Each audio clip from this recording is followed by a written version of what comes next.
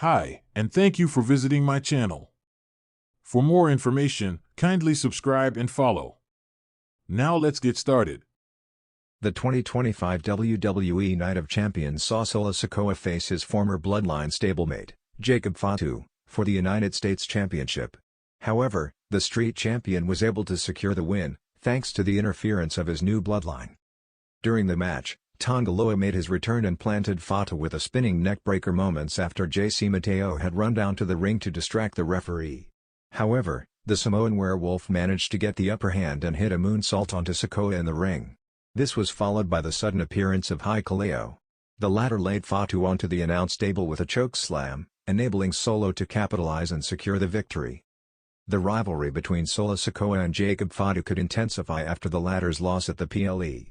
That said, the new United States Champion will continue to play the numbers game on Fatu with Loa and Hikuleo now in his new Bloodline. This could open the door for the massive return of Roman Reigns to join forces with the Samoan Werewolf against Sikoa's group.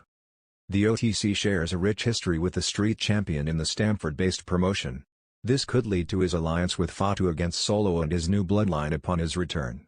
However, the above scenario remains speculative, and nothing has been confirmed yet. WWE to have Seth Rollins dethrone John Cena instead of Cody Rhodes at SummerSlam? The 2025 Night of Champions PLE ended with John Cena defeating CM Punk to retain the undisputed WWE Championship.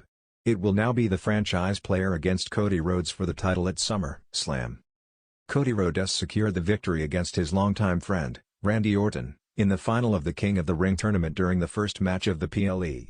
The American Nightmare is currently on a mission to regain the undisputed WWE Championship after losing it to Cena at WrestleMania 41. While fans expect Cody to regain the title in his rematch against Cena at the biggest party of the summer, WWE could have other plans. There is a possibility for Seth Rollins to cash in the Money in the Bank briefcase on Cena during the scheduled bout at SummerSlam in a massive twist, ruining the night for Cody. However, the proposed angle above is completely hypothetical, and nothing has been confirmed yet. Only time will reveal what the Triple H-led creative team has in store for the superstars. For nearly a year, the echoes of Roman Reigns' departure from WWE reverberated through the halls of the company he once ruled with an iron fist. The tribal chief had vanished after his crushing defeat at WrestleMania, leaving the island of relevancy vulnerable to a power struggle few could have predicted. And at the center of that struggle rose Solo Sikoa, Roman's own blood. Once the silent enforcer of the bloodline, Solo wasted no time filling the void left behind. With Paul Heyman torn between loyalty and survival, Solo declared himself the new head of the table and began forging a bloodline of his own image, meaner, younger, and far more ruthless. Flanked by Jacob Fatu, the monstrous 6'8" Samoan bulldozer, and the cunning Tonga twins who recently jumped ship from NJPW, Solo's new bloodline had become a storm washing over SmackDown and Raw alike. Week after week, superstars fell. Championship gold shifted. And Heyman, the wise man, looked more broken than wise as he tried desperately to keep Solo from burning the entire empire to the ground. Yet in the hush of midnight interviews, Heyman still uttered one name with trembling reverence: Roman. The rumors began as whispers. Sightings in Florida. A cryptic tweet. Then silence again, until one fateful SmackDown in Chicago. The show was halfway through its second hour when Solo and his soldiers crashed the ring, beating down Kevin Owens and Sami Zayn for the 100th time. Solo stood over KO's limp body, microphone in hand, sweat dripping from his tattooed brow. "The head of the table is here," Solo roared. The crowd rained boos down on him. He motioned to Jacob Fatu, who dragged Sami to his knees like an offering to a cruel deity. Solo leaned in, his voice low but clear through the arena speakers. "Roman Reigns. Wherever you are. Stay gone. Because this is my island now." He dropped the mic. The Samoan Spike was next. But before Solo could thrust his thumb forward, the lights cut out. A single, booming heartbeat echoed through the United Center. Then another. On the massive LED screen above the ramp, an ancient tribal pattern flickered alive, the unmistakable symbol Roman Reigns wore on his chest plate for years. The lights came back. The bloodline in the ring froze. And there he was.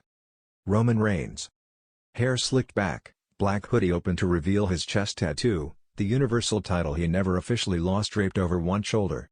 The crowd exploded as if the building itself was shaking apart. For the first time in what felt like forever, the tribal chief was home.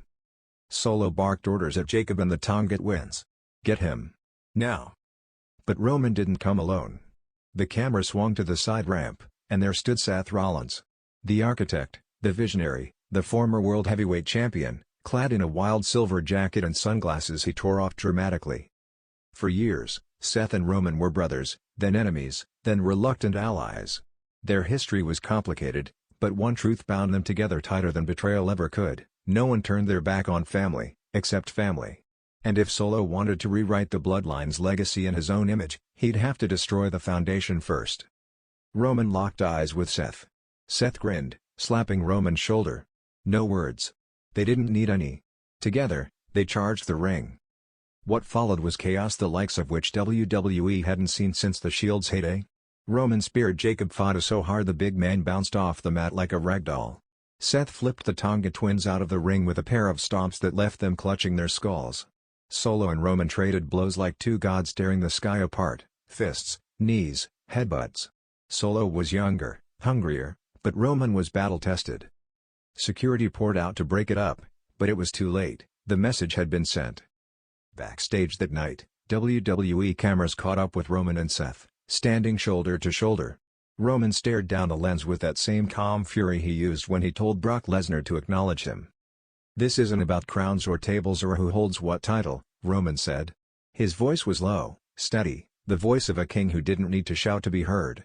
"Solo. You think you're the head of the table now? You think you built this? You're living off my blood, my sweat, my name.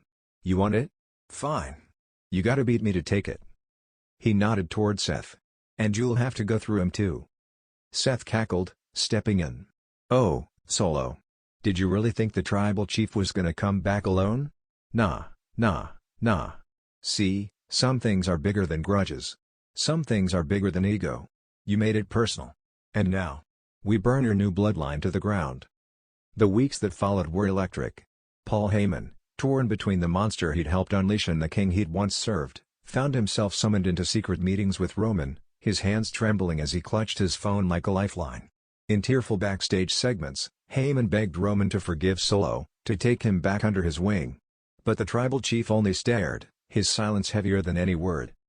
Meanwhile, Solo doubled down. Jacob Fatu, bruised but unbroken, unleashed chaos on Raw's tag division. The Tonga twins snuck attacks on Seth, busting him open in a parking lot. Roman retaliated by crashing SmackDown with surprise spears through barricades. Seth orchestrated a sneak ambush with KO and Sami, leaving Solo lying amid broken chairs and steel steps. At SummerSlam, the inevitable showdown was made official: Roman Reigns and Seth Rollins vs. Solo Sikoa and Jacob Fatu, with the stipulation that if Roman and Seth won, the bloodline would be disbanded. If Solo's side won, Roman would be forced to publicly acknowledge Solo as the new tribal chief. As the bell rang that night in front of 70,000 screaming fans, Roman stood in the corner, eyes locked on Solo's across the ring. He looked to Seth beside him, a brother once lost, now found again in a war neither asked for but both were destined to fight. The tribal chief cracked his neck, rolled his shoulders, and whispered so only Seth could hear. "Let's remind them whose island this really is." Then the war began. And somewhere backstage, Heyman watched through his trembling fingers, knowing that however this ended, WWE would never be the same again.